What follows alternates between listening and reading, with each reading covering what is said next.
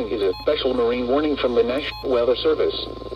The National Weather Service in Chicago has issued a special marine warning for nearshore waters from Northerly Island to Calumet Harbor, nearshore waters from Calumet Harbor to Michigan City, open waters from Island to Calumet Harbor, nearshore waters from Calumet Harbor to Michigan City, open waters from Calumet Harbor to Michigan City. Associated with thunderstorms were moving quickly toward Lake Michigan. 7:44 p.m. Gusty winds associated with thunderstorms were moving quickly. Strong winds may occur with little to no rainfall.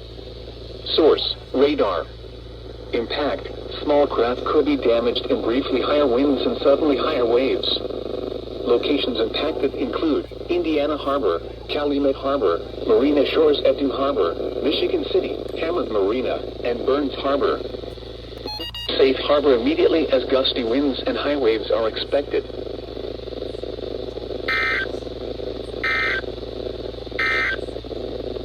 The following is a special weather statement from